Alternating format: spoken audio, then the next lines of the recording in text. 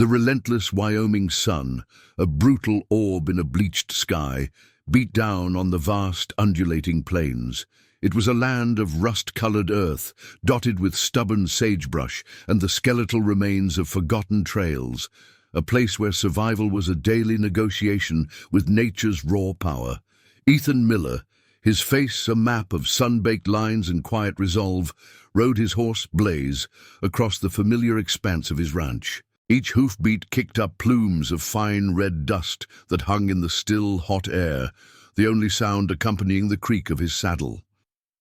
The afternoon heat was a stifling blanket, yet the light had begun its subtle shift, painting the distant hills in hues of burnished gold and stretching the shadows of the sparse trees into long, distorted specters. Ethan's eyes, accustomed to scanning the horizon for stray cattle, for signs of a dust storm brewing or the telltale smoke of distant fires, caught an unusual shimmer near a cluster of jagged, ancient rocks. Something out of place in the desolate beauty.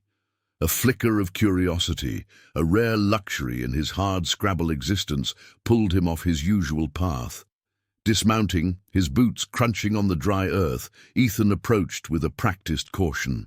Every fiber of his being, honed by years of living on the frontier where danger could appear from any direction, screamed vigilance. There, slumped against a boulder worn smooth by eons of wind and rain, lay a young Lakota warrior.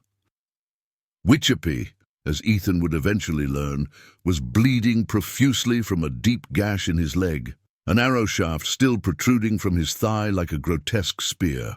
His breath came in shallow, rattling gasps, and his eyes, though clouded with the haze of pain and shock, held a fierce, desperate glint, like a trapped animal fighting for its last breath. A broken bough lay twisted beside him, and the disturbed earth around them spoke of a violent struggle or a catastrophic fall. The silence of the plains, usually a comfort, now felt heavy, pressing. Ethan's initial reaction, ingrained by generations of bitter conflict and deep-seated mistrust between settlers and tribes, was one of wary apprehension. He had heard the chilling stories of ambushes, seen the aftermath of raids on isolated homesteads, and carried his own share of scars from a West where survival often meant choosing sides. But as he looked closer, the warrior's youth, the sheer agony contorting his pale, drawn face, and the desperate rise and fall of his chest began to chip away at the layers of ingrained prejudice. This was no longer a faceless enemy in a skirmish.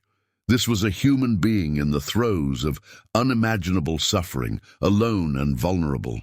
The sun, a fiery orange ball, began its slow, inevitable descent towards the horizon, painting the sky in a dramatic symphony of purples and fiery reds, and with its fading light, a chill began to seep into the air, promising a cold, unforgiving night. Ethan knew, with a certainty that settled deep in his bones, that he had to make a choice, and quickly. The vast, untamed land offered no mercy to the weak or the alone. To leave the warrior here would be a death sentence, a silent abandonment that would haunt his quiet nights. The weight of the decision pressed down on him, heavier than any saddlebag or rifle. He was a rancher, a man of the land, bound by its harsh realities, but also in the quiet depths of his soul, a man who still believed in the enduring spark of humanity, even in the most unlikely of circumstances. The prairie wind whispered around him, carrying with it the scent of impending night, and Ethan knew his path was clear, however dangerous it might be. Don't miss a moment of Ethan's incredible journey. Subscribe to the channel now to follow this powerful story of compassion and unexpected bonds in the heart of the Old West. Ethan wrestled with his conscience, the silent battle raging within him far fiercer than any physical confrontation. Helping a Lakota warrior, a member of a tribe so often demonized and feared by his peers, was an act that could easily be seen as an unforgivable betrayal, an open invitation for retaliatory violence from both sides. It was a move that could shatter his reputation, invite the condemnation of his neighbors, and potentially even cost him his livelihood, or worse, his life. Yet, the image of Whichapi's agonizing face, the raw desperation in his eyes, refused to fade. To leave him to die, alone and bleeding on the open prairie, felt fundamentally wrong, a deep moral stain on his own character that even the relentless sun wouldn't burn away. He heard, in the quiet corners of his mind, the echo of his father's gruff but kind voice, spoken during a brutal winter when a neighbor's family was starving. "We help our own, son. And sometimes our own means anyone who draws breath, no matter where they come from." A quiet resolve, forged from the hard lessons of frontier life, began to harden within him. With a deep, cleansing breath, Ethan made his decision. Compassion, simple and profound, outweighed fear and prejudice. He approached Whichapi slowly, his hands held open and visible, speaking in a low, calming tone, though he knew the words wouldn't be understood. "Easy now," he murmured, his voice rough from disuse, but laced with an undeniable gentleness. "I'm here to help you. I won't hurt you." Whichapi's eyes, still narrowed with a mix of pain and deep-seated suspicion, remained fixed on Ethan, but he made no move, his body too weak for resistance. Ethan carefully examined the wound. It was not just deep. It was festering, swollen and angry, clearly the source of immense, debilitating pain. He knew instantly that this was beyond a simple dressing. It required more than the rudimentary skills he possessed. Leaving him here, even for a few hours, would mean certain death, either from blood loss, infection, or the predatory creatures of the night. His ranch, though modest and far from any real town, had a small, crude medical kit, and, more importantly, a secure, isolated cabin he rarely used, a perfect place to tend to a secret. With immense effort, he carefully, painstakingly lifted the injured warrior onto Blaze's back. Whichapi grunted, a guttural sound of agony, and his body stiffened with pain, but he seemed to understand the intent, leaning weakly against Ethan. The ride back to the ranch was a slow, agonizing crawl, each bump in the uneven terrain sending fresh waves of pain through the wounded man, a silent testament to his incredible endurance. The sun had long since dipped below the horizon, and the vast, starlit sky of the prairie enveloped them in a profound, almost spiritual silence, broken only by the rhythmic thud of Blaze's hooves and Whichapi's ragged, pained breathing. Ethan felt the full weight of the unconscious warrior against him, the palpable sense of a life hanging precariously in the balance, and a strange, unfamiliar responsibility settled upon his shoulders. He knew the immense risk he was taking, the potential repercussions from a community that largely viewed all Native Americans with suspicion and hostility. Yet a quiet, unwavering determination had taken hold within him.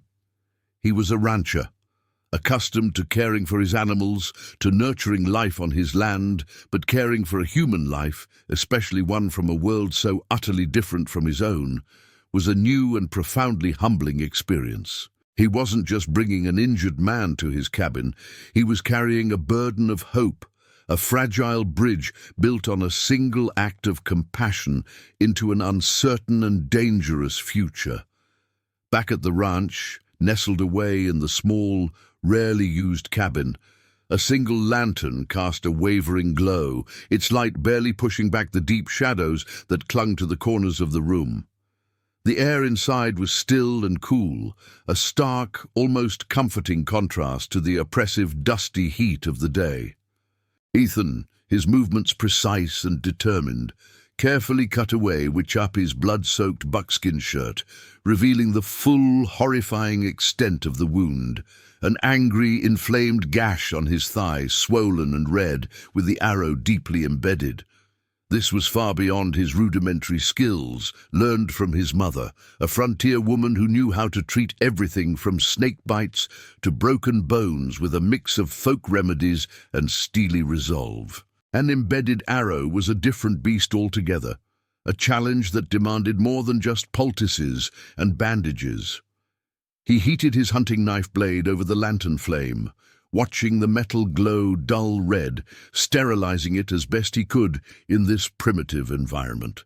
With a hand that trembled slightly despite his iron will, he began the agonizing process. Whichapi, though semi-conscious and lost in a feverish haze, groaned, a guttural sound of pure agony, and his body tensed, racked with uncontrollable spasms of pain. Ethan gritted his teeth, his jaw clenched so tightly it ached, focusing all his concentration on the task.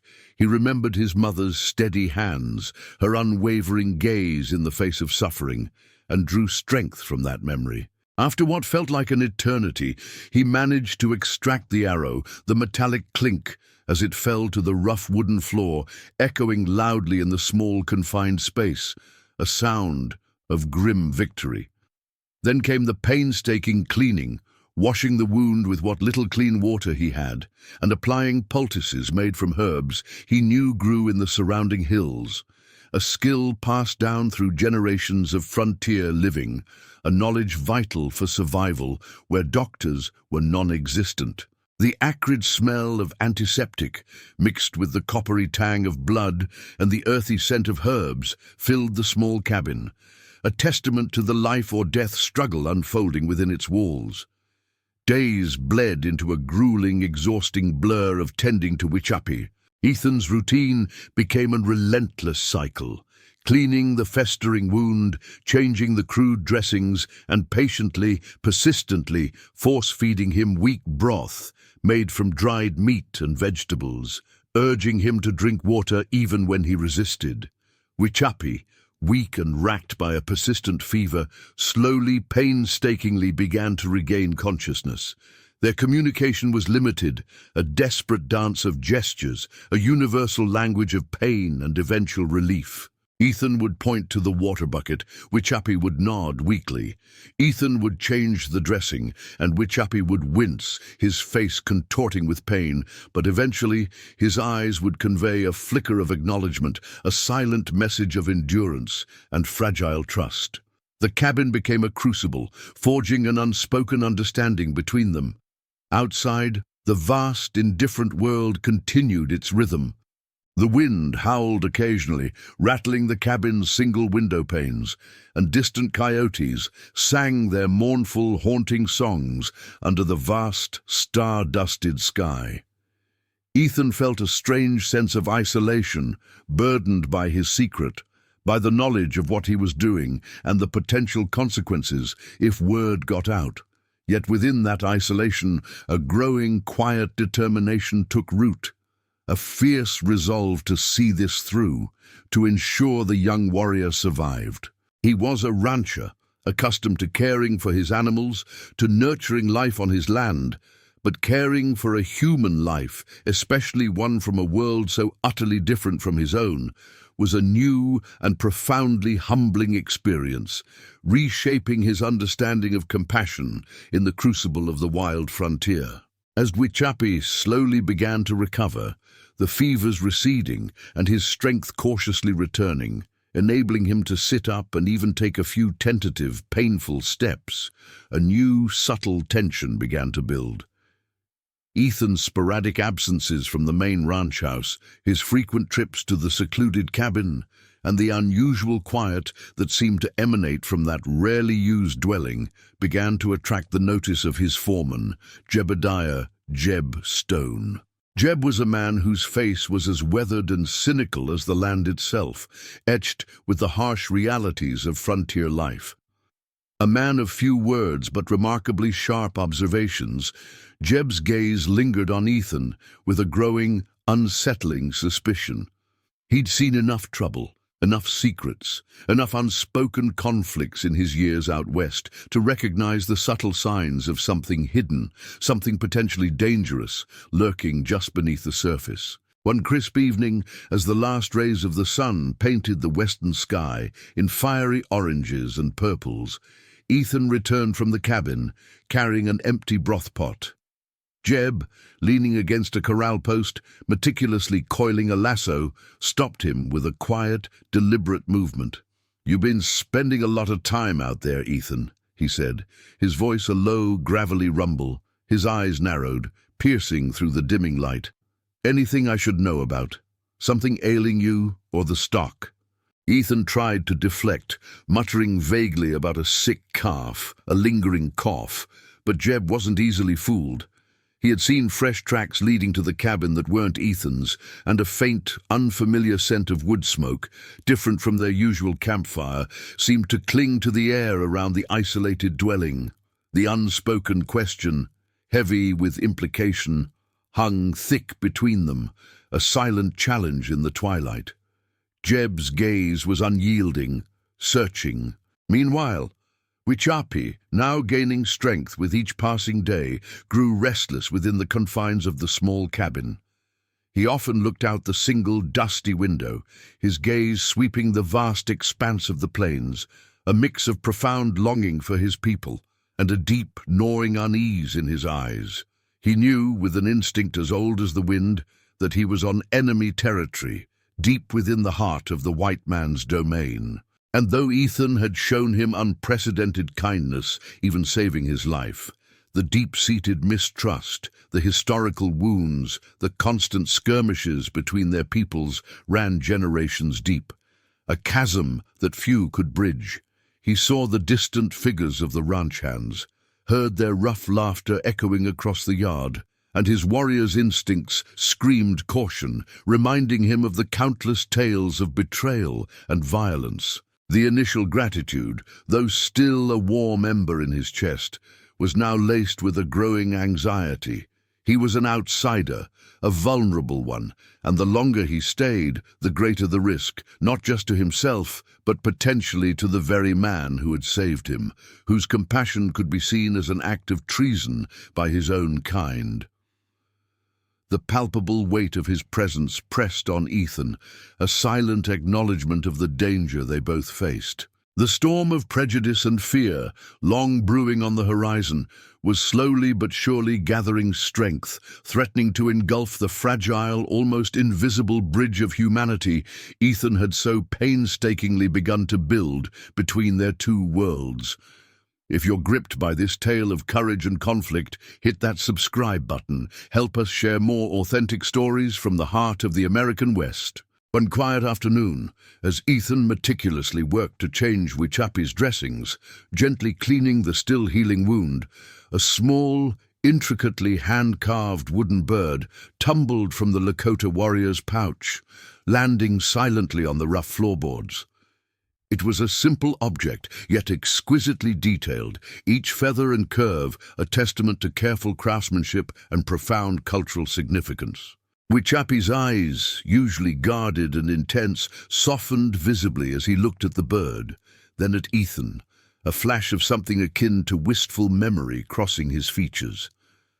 Slowly, deliberately, he reached down, picked up the small carving, and offered it to Ethan with an outstretched hand, a gesture of profound gratitude that transcended the barrier of language.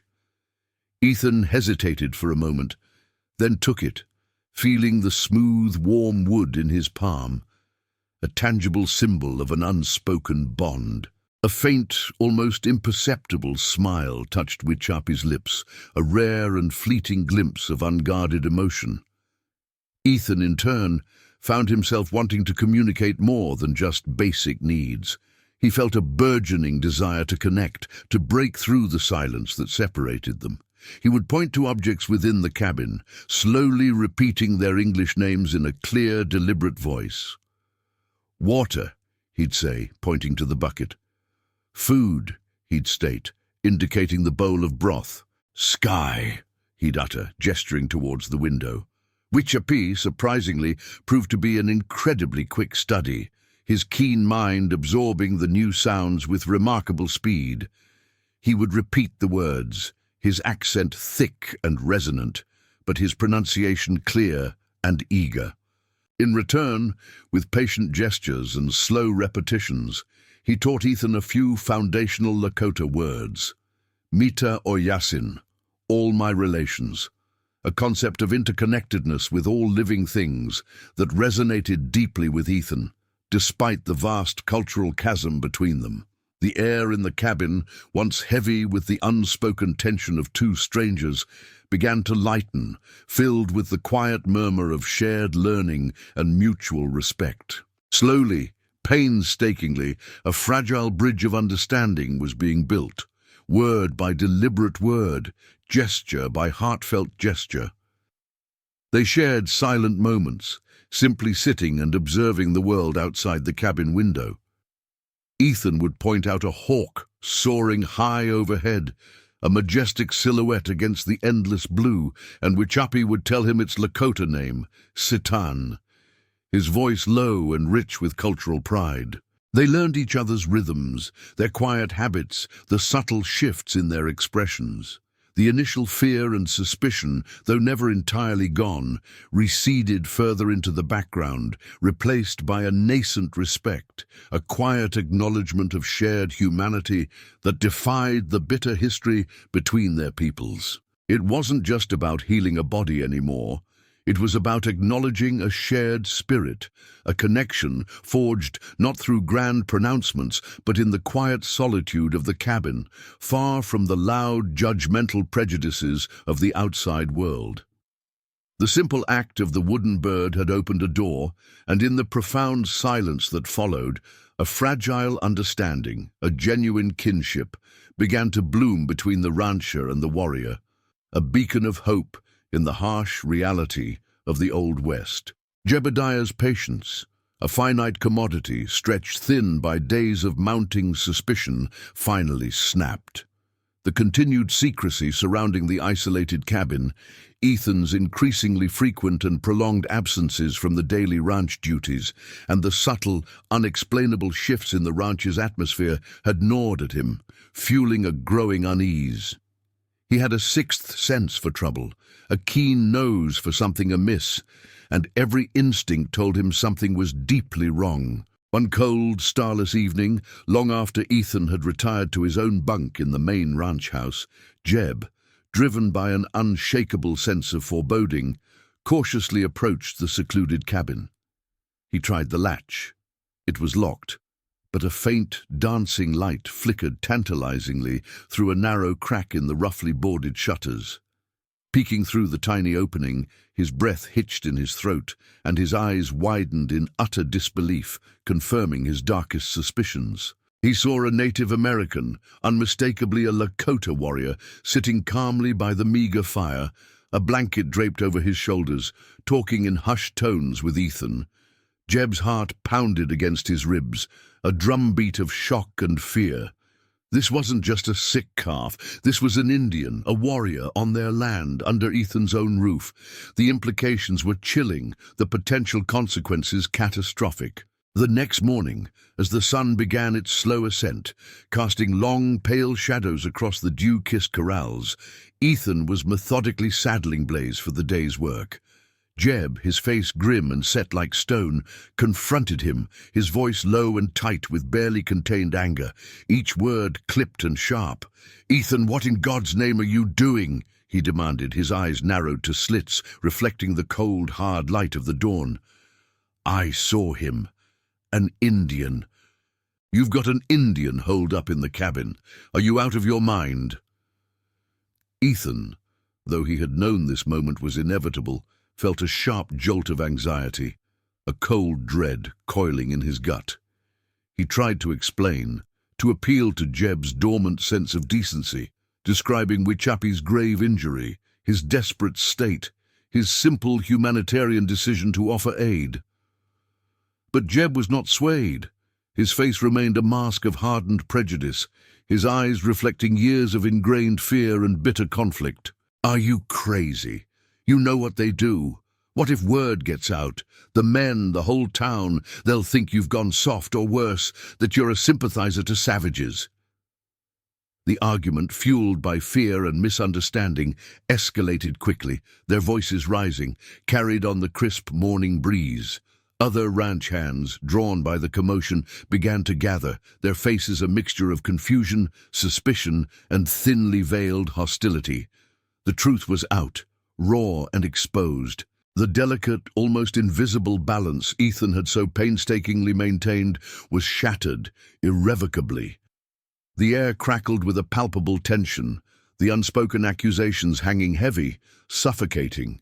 Ethan stood firm, his jaw clenched, his gaze unwavering, as he looked into the distrustful, angry eyes of his own men he had worked alongside for years. He knew, with a chilling certainty, that he was standing at a precipice, and his decision to help Whichapi had just put everything he had built, his reputation, his ranch, his standing in the community, and even his very life, at grave risk. The path of compassion, he was learning, was often the most perilous, fraught with misunderstanding and the deep-rooted fears of a harsh, unforgiving world. Word, like a wildfire fanned by a prairie gale, spread rapidly from Ethan's ranch across the scattered homesteads of the surrounding territory. Whispers of a tame Indian on Miller's land quickly morphed into shouts of outrage, suspicion curdling into open hostility. Ranchers from neighboring properties, their faces grim and set, rode over, their rifles slung over their shoulders, their eyes hard and wary. The news was more than just a rumor. It was a perceived threat to their collective safety, a blatant challenge to their precarious way of life on the violent frontier.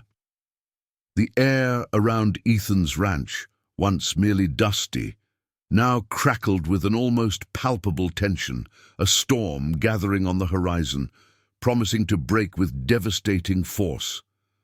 The sun, relentlessly bright, beat down, intensifying the oppressive atmosphere, casting long, menacing shadows. One sweltering afternoon, a formidable delegation of angry ranchers, their faces etched with fury and righteous indignation, converged on Ethan's property. They were led by Jedediah Stone, no relation to Ethan's foreman, a man whose name was synonymous with fiery temper and an unwavering, deep-seated hatred of all Native Americans. "Miller!" Jedediah boomed, his voice a guttural roar that echoed across the dusty yard, cutting through the murmuring crowd. "Is it true? You've got one of them savages holed up in your cabin, feeding him, nursing him back to health?" Ethan stood his ground, his gaze unwavering, facing a phalanx of hardened faces and wary, suspicious eyes. He explained Whichapi's desperate injury, his helpless state, his fundamental human decision to offer aid to a dying man. He spoke of basic human decency, of the shared vulnerability of life on the raw frontier, how even enemies could be bound by the common thread of suffering. But his words, spoken with earnest conviction, fell on deaf ears, bouncing off a wall of deeply ingrained fear and prejudice. Their hearts, hardened by years of conflict and loss, refused to listen to reason. Accusations flew, sharp and venomous, of treachery, of endangering the entire community, of foolishly inviting brutal reprisal from the tribes. The tension was so thick it was almost suffocating, like the dust that seemed to cling to everything. Just then, Whichapi, hearing the rising commotion, his instincts sharply attuned to the shift in atmosphere, emerged cautiously from the cabin. His movements were still a little stiff from his healing wound, but his eyes were sharp, alert, taking in the scene with a warrior's keen perception. He saw the angry faces, the glint of the rifles, the raw venom in their gaze directed at Ethan. He saw Ethan standing alone, steadfast, defending him against his own people.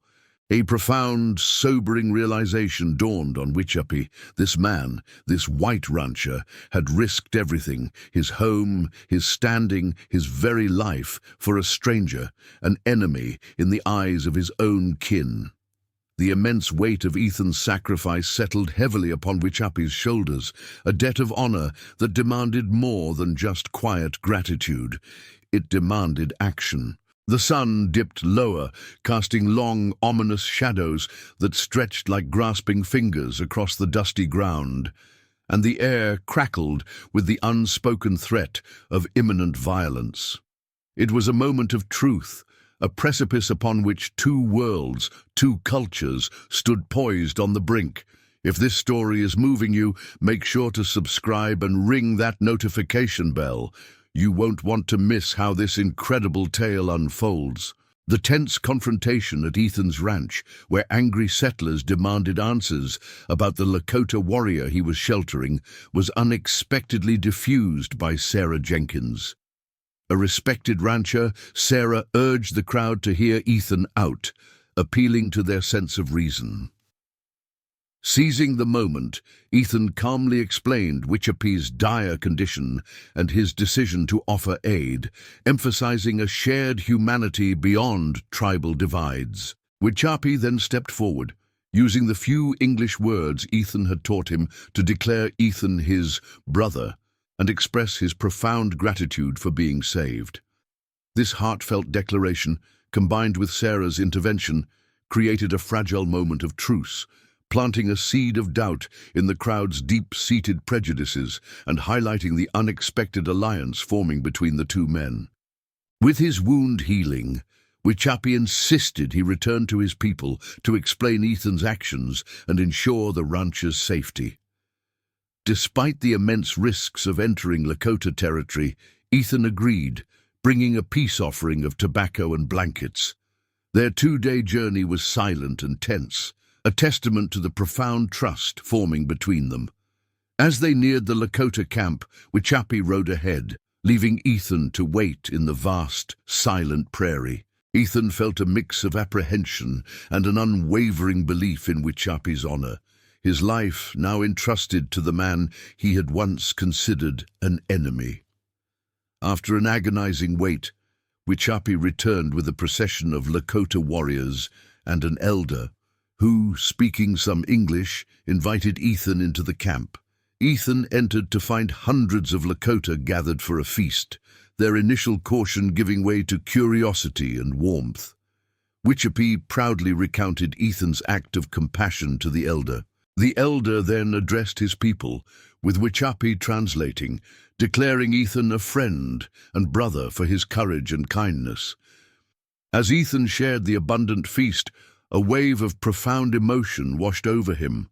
The sight of a white rancher peacefully breaking bread with 200 Native Americans under the vast Old West sky was a powerful testament to how a single act of kindness could bridge deep-seated divides, proving that humanity could triumph over hatred and conflict. Thank you for watching this story of courage, compassion, and unexpected bonds. If you were moved by Ethan and Wichapi's journey, please subscribe to our channel for more powerful and realistic stories from history. Your support helps us bring these forgotten tales to life.